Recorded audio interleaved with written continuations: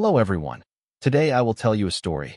The story is titled, Boy and the Wordless Kind of Peace. Please like and subscribe to my channel if you appreciate me. You can skip this if you don't and oppose.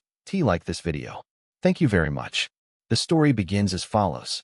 Every morning begins the same way in my house. The sound of my alarm, the slow stretch of sunlight across the floor, and the soft padding of paws approaching my bed.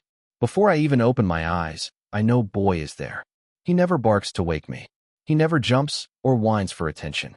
He simply sits beside the bed, breathing softly, waiting for me to notice him. When I finally open my eyes, his tail taps the floor in a gentle rhythm. Thump, thump, thump, as if he has been quietly applauding the arrival of a new day. Boy is not the loudest dog.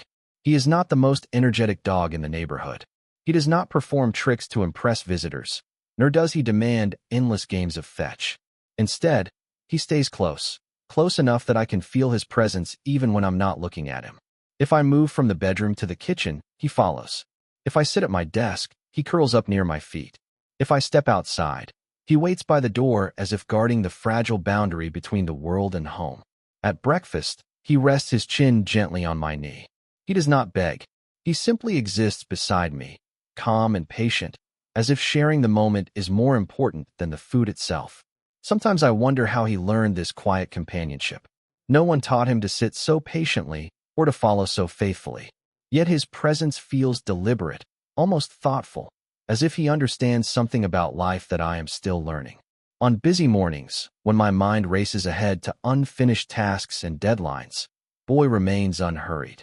He watches dust drift through the sunlight. He listens to distant sounds. He breathes in the present moment. And slowly, without speaking, he invites me to do the same. Life is not always loud in its difficulties. Sometimes the hardest days arrive quietly. There are afternoons when the sky turns gray and my thoughts grow heavy for reasons I cannot explain. Work feels endless. Messages go unanswered. Plans fall apart. The world feels distant and overwhelming at the same time. On those days, Boy seems to notice before I do. He does not try to cheer me up with excitement. He does not bring toys or demand play. Instead, he walks over and sits beside me, leaning his warm body gently against my leg. The weight is slight, but steady. It is as if he is saying, "You are not alone." When I sigh, his ears twitch. When I rest my hand on his head, he closes his eyes in quiet trust. And in that small exchange, something inside me loosens. We sit like that for long stretches of time, not doing anything remarkable, not solving any problems, simply sharing space. Outside, motorbikes pass, children laugh in the distance, and the wind stirs the leaves. Inside, Boy's breathing becomes a soft rhythm that steadies my own. In the evenings, when the day winds down, we walk slowly along the familiar road near home. Boy does not pull ahead. He matches my pace exactly, as if our steps are part of the same conversation. Sometimes he pauses to sniff the grass. Sometimes he looks up at me with calm eyes, checking in, making sure I am still there. When I stop, he stops. When I continue, he continues. There is no rush, no urgency, no need to be anywhere else. Neighbors greet us. A child waves. A passing breeze carries the smell of dinner cooking somewhere nearby. Life continues in its ordinary rhythm, and Boy moves through it with a quiet certainty that everything is as it should be.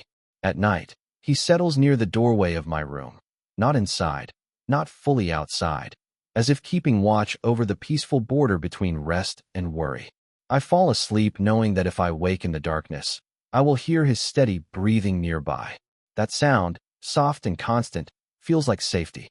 Not the loud kind of safety that locks doors and builds walls, but the gentle kind that simply stays. Living with Boy has taught me that comfort does not always arrive through advice, solutions, or perfect words. Sometimes peace comes through presence, quiet, steady, and patient.